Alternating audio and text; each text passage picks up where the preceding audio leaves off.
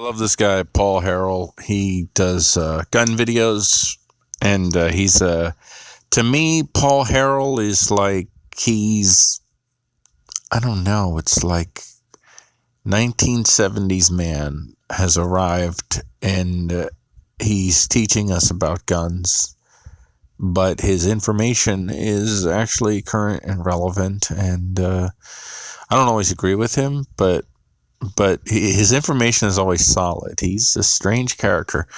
He's talking about why he doesn't like this hyper ammo, and he had a lot of good points early on in the video. And if you're looking here, you can see I'm starting at the 25-minute mark thereabouts. It's a video definitely worth watching in whole. But I came upon this part, and I'm like, this guy is, well, there's one part where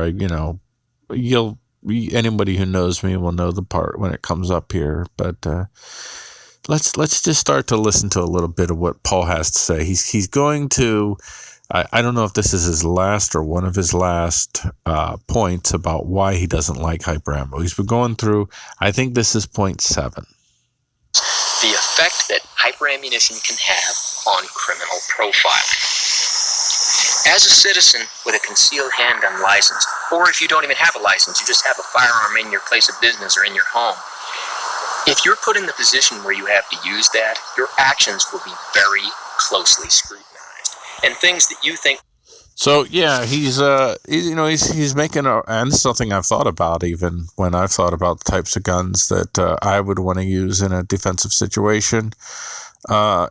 Yeah, he's making some good points here. Like if something happens in your home, like where you have your stuff, what you have, and stuff like that matters. But he's going to go a little bit in making his point. He's going to be showing, and like it's like this is no different than other situations. And he's going to describe police, and I think his description of policing, the Pollyanna version he gives, and then what he thinks is the exception he gives, that's really where we're going to end up really focusing here.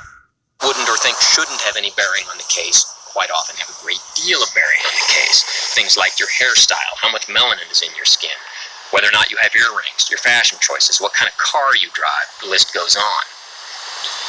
These things, on a conscious or subconscious level, can affect how law enforcement officials interpret the real evidence. Things like how many shots did you fire, or how far you were from the target. That list goes on ad infinitum.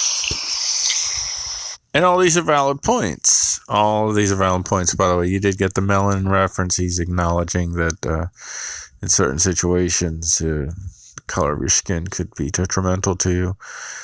I would say in some instances, if your skin is white, it could be detrimental to you, but that would be incredibly the exception. The rule would be overwhelmingly like, yeah, if you have black skin, you're in trouble.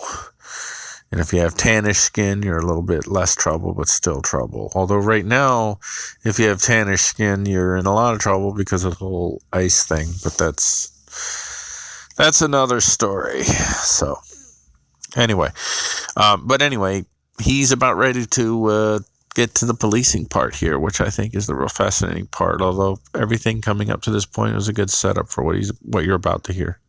Police officers tout themselves as highly trained professionals, and more often than not, they are.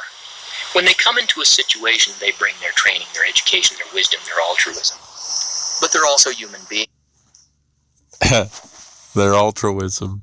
Okay, now, first of all, this guy hit this is a pet peeve of mine. This is a bad word, a horrible word. It should be struck from the English language. It should be buried deep 1,800 feet under the sea, under the lowest level of the sea. That's how deep this thing should be done. Altruism doesn't exist. Altruism is the idea that you can somehow be selfless. You cannot be selfless. It's just physically, metaphysically, and everything otherwise possible. Everything you do is to serve yourself. And sometimes serving yourself will look like you're sacrificing yourself for others. But what you're really doing is you're saying that my life is the ending of my life is a price I'm willing to pay to satisfy my preference, my desire to do it for whatever reason I've decided to do it and do it. So altruism is a myth. It's spooks, man. It's gosh dang spooks. Now, he gave you the Pollyanna version of police, and I'm going to tell you, man, I don't buy any of that crap. And no, this is a guy who has been a cop for, yeah, he was a cop for, I don't know, 30 years, 40 years, something like that. I mean, he was a cop for a long, long time. He's a retired cop. So he does have that, I mean, he, he's like, hey, who are you to tell me? I've been a cop. I've been a cop for such a time. And my answer with him would probably be, the things that you see as just action, I see as abhorrent and fundamental violation of an individual's ability to live a life in which threat of force or application of force is increasingly less a part of their lives. No, what you do is you perpetuate all of the ways in which this coercive enterprise, the United States of America, in which it uses threats of violence or actually does apply violence against individuals who have not directly who have not directly harmed or directly threatened to harm others. So you would have a very different perspective than me. But what you're about to ready to say here next, I think this is a little bit closer to the truth.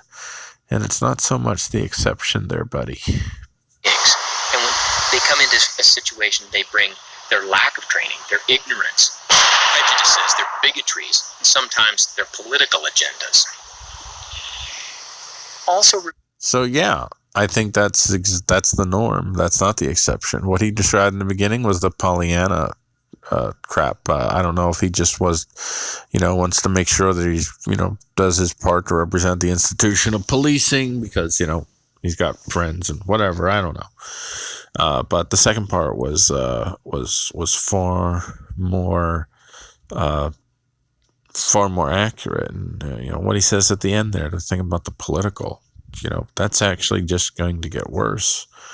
I mean, you're going to start to get to people, you're going to start to see like businesses that have like little signs out to declare that this is a progressive owned shop, conservatives not welcome, and vice versa. You'll start to see the divisions happening. And so, yeah, I think that you'll start to see that political reality start to occur in places where one or more of the political factions has exercised a measure of complete control over a certain political reality in America. And, it's thanks to you guys. It's thanks to the police and their willingness to go above and beyond actually serving and protecting human beings that allows all this to happen. They're the underpinning of it all. And you don't like this. Don't get me wrong, man. I still like you, dude. I do. I understand that you just fundamentally don't see the world the way that I do. You don't. What for you is justice, for me is a vulgar interpretation of justice at best. I'll just put it at that, just to be nice. So I think he says a little bit more here, and then we're just going to wrap this up. Remember that when a police officer comes into a scene where there's been a shooting, the first thing he knows is someone got shot and you shot him. Everything he does starts from that line. Patriarchy. Sorry, had to do it. I know I'm bad. You got to keep that in mind. And all of those things about you will affect, sometimes on a subconscious level, how he interprets the real evidence. And your firearms and ammunition choices are absolutely part of that. Let me show you a type of ammo.